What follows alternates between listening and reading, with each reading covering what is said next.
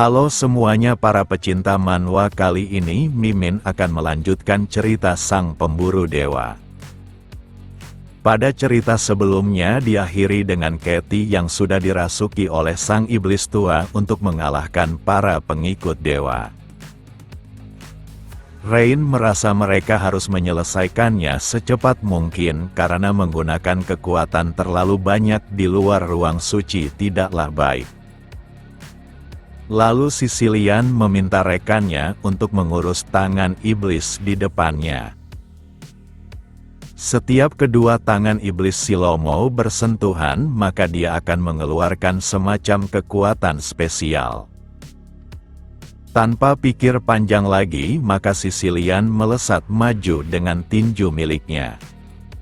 Sang iblis Silomo yang melihat musuhnya datang tertawa karena hal ini akan menghiburnya. Dikarenakan dia sudah berjanji kepada gadis yang dirasukinya, maka dia akan menghabisi para pengganggu. Yang benar saja Sicilian mengincar wajah iblis itu, dan saat dia tidak bisa melihat maka Rain akan mengambil bagiannya. Di mana dia akan memotongnya, dan serangan ini seharusnya berhasil karena Silomo terpotong sebelum mempersiapkan kemampuannya. Silomo tertawa karena manusia yang dihadapinya cukup pintar dengan mencegahnya menyelesaikan tekniknya dengan memotong tangannya. Meski begitu dia tetap tertawa karena kekuatan itu bukanlah sesuatu yang dianggapnya spesial. Yang benar saja identitas sebenarnya dari Silomo adalah pengguna Void dari dunia lain. Dia telah membuat kontrak dengan sang Void dengan bala tentara sebanyak 70 iblis. Tak hanya itu, tiap iblis yang dapat dipanggil oleh Silomo adalah mereka yang disebut iblis tanpa arti maupun nama. Saat Dail menusuk jantungnya untuk memasukkan artefak Void ke dalam tubuhnya, maka dia tiba-tiba saja berada di tempat gelap gulita tanpa bisa melihat. Tak hanya itu, semua inderanya tidak berfungsi dan ini adalah kesunyian serta kehampaan yang begitu dalam. Semuanya mati rasa dan Dail sudah mulai melupakan tiap perasa yang dimilikinya. Dia pun mulai menganggap tempat ini mungkin saja adalah jurang kematian, menunjukkan dia tidak hidup lagi. Dengan ini maka dia berpikiran jika Walter telah membohonginya tentang kekuatan yang dapat membalaskan dendamnya. Dia tak menyangka akan berpikir sembrono saat mendengar cara untuk membalas dendam hingga menusuk jantungnya sendiri tanpa ragu. Dail tak paham dan semuanya makin aneh, bahkan dia tak tahu berapa lama waktu yang sudah dilewatinya di tempat ini. Tak hanya itu, dia bahkan mulai melupakan siapa dirinya dan tempat ini benar-benar membuatnya kebingungan. Baginya ini adalah kegelapan yang buruk, dan apakah dia akan terus tertelan seperti ini? Beberapa saat kemudian Dail teringat kembali akan keluarganya, dan hal itu membuat ingatannya kembali utuh serta rasa dendamnya yang kuat. Di saat yang sama dia mendengar sebuah suara yang mengatakan jika dirinya sudah lama menunggu sosok seperti Dail. Makhluk itu menganggap Dail tidak sepenuhnya buruk dan hanya lebih kecil saja. Yang benar saja makhluk itu adalah Silomo dan dia akan menjadikan Dail wadah sang Void sekaligus menjadi muridnya. Sementara itu Sicilian tiba-tiba saja terbangun di tempat yang sangat aneh. Mereka berdua mengalami nasib yang sama dengan tempat yang misterius. Sicilian menduga jika makhluk yang merasuki Katie telah menyeret mereka ke tempat ini. Walau tidak tahu mereka ada di mana, tapi dia yakin sesuatu pasti akan terjadi dan hal itu tidak akan menguntungkannya.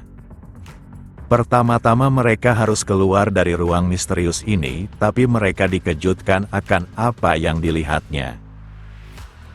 di mana makhluk raksasa dengan wujud aneh berada di sekitarnya. Makhluk itu bahkan menyebabkan tekanan yang hebat hingga menggetarkan tanah. Jumlah mereka cukup banyak, tapi tidak ada tanda kebuasan dari makhluk itu. Sicilian tak paham, tapi makhluk itu sepertinya tidak berniat menyerang mereka. Hal itu membuat mereka berdua penasaran dan kemana makhluk itu akan pergi. Di sela itu hal aneh terjadi pada tangan Sicilian dengan sesuatu yang mulai tumbuh. Yang benar saja tangannya menumbuhkan sebuah kelopak bunga dan saat mekar maka makhluk yang berukuran kecil muncul. Sicilian yang terganggu akan hal tersebut segera menghabisi makhluk kecil itu. Dia juga makin merasakan sesuatu yang aneh karena makhluk itu tidak memancarkan energi apapun. Hal ini sama seperti yang dirasakannya pada Trisna dan Rain merasa jika kekuatannya mulai melemah. Walau semuanya masih baik-baik saja, tapi Sicilian yakin jika ada yang mengamati mereka di suatu tempat. Saat Dail bertemu dengan sang iblis Silomo di sana, dia ditanyai sesuatu. Apakah sebutan benda yang memanjang di hadapannya? Saat Dail menjawab jika benda itu adalah tongkat kayu, maka Silomo memukulnya. Dail terus mengalami hal yang sama karena setiap jawabannya dianggap salah. Lalu sang iblis Silomo kembali bertanya benda apa di tangannya. Tak seperti sebelumnya, Dail terus berpikir keras karena tak tahu harus menjawab apa. Namun Silomo tiba-tiba saja membenarkan dan itulah jawabannya. Tongkat di tangannya adalah apa yang ada di pikiran Dail, tanpa disebutkan. Dewa juga terlahir dari arti yang dibuat oleh orang-orang dan para iblis lahir dari ketika itu dilupakan. Cara terbaik untuk menghadapi dewa adalah saat seseorang tidak terikat oleh arti apapun. Tak dapat dipungkiri jika kekuatan para iblis dapat menahan para dewa, tapi mereka tidak cukup kuat untuk mengalahkan dewa karena belum sepenuhnya terputus dari arti yang mereka pegang. Sejatinya iblis terlahir dari arti yang dilupakan dan mereka harus lepas dari arti tersebut untuk memunculkan kekuatan sejati. Jika Dail dapat mengurus para musuh dewa dengan menguasai iblis secara sepenuhnya, maka dia takkan kalah dari dewa manapun. Maka dari itu dia harus berlatih melepaskan sebuah arti dari pandangannya, seperti melihat tanpa melihat. Sebagai seorang guru, sang iblis Silomo yakin jika Dail akan membutuhkan kekuatan para iblis yang tak bernama dalam menghadapi dewa. Beralih ke dalam pertarungan di mana sebuah tangan berada menyentuh Sicilian dan Rain. Sosok itu adalah Trisna dan dia menyebut jika tempat ini adalah ruang paling mematikan bagi mereka yang memiliki kekuatan. Mulai sekarang mereka berdua tidak boleh melihat ke belakang dan hanya perlu berjalan mundur karena dia sudah membuat jalan untuk melarikan diri. Hanya Sicilian penasaran kenapa dia tidak boleh melihat ke belakang dan ada apa di sana. Trisna kembali menegaskan jika dia tidak boleh bertanya bahkan tidak boleh memikirkan apapun.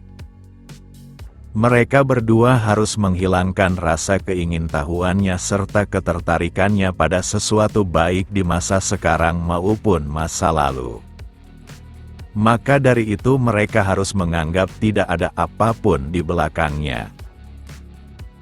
Namun sang iblis Silomo telah tiba di belakang Trisna, bahkan Silomo sangat mengenalnya. Lalu Trisna yang tampak kesal meminta Silomo agar tidak menghalangi jalannya. Dikarenakan pertarungan takkan terhindarkan, maka Trisna menyuruh kedua rekannya untuk berjalan mundur sebanyak 4 langkah. Apapun yang terjadi, mereka berdua tidak diizinkan untuk berbalik dan dia sendiri yang akan menghadapi sang iblis Silomo. Sang iblis yang melihat Trisna berbalik ke arahnya menunjukkan jika dia sudah tidak berniat untuk kembali. Bagi Trisna, dia sudah melakukan tugasnya dan tak keberatan jika harus berakhir di sini. Tanpa pikir panjang lagi, Trisna menggunakan kemampuannya dan bersiap untuk bertempur. Yang benar saja hal yang dilakukan turnamen adalah seni dalam memainkan tangannya seperti yang sudah dilakukan oleh Silomo. Saat selesai melakukannya, maka sebuah serangan akan menyerang targetnya. Dalam pertarungan ini, jati diri Trisna juga ikut terbongkar di mana dia merupakan murid pertama dari sang iblis Silomo. Kemudian iblis raksasa yang berada dalam ruang ini berusaha menghancurkan tubuh Trisna dengan menghimpitnya. Dengan tekanan ini, maka tubuhnya seharusnya sudah dihancurkan tak tersisa. Sementara itu Rain bertanya-tanya apakah ini adalah jalan untuk kembali dan pasti ada sesuatu di belakang. Setelah memikirkan hal tersebut, lengan milik Rain menjadi rusak dan Sicilian mengingatkannya untuk menjauhkan perhatiannya dari belakang. Tapi Rain berpikiran berbeda di mana ayah mereka telah memberkatinya dengan kekuatan yang hebat dan inilah saat untuk menjadi lebih kuat.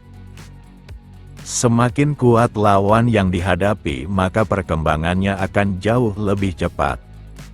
Tapi Sicilian yakin jika di belakangnya terdapat lawan yang sangat kuat dibandingkan yang pernah mereka hadapi. Di sisi lain, Trisna yang terkekang menghancurkan tangan raksasa itu dengan kekuatannya. Tiap dia menggunakan kekuatannya, maka wujud aslinya akan terus terlihat.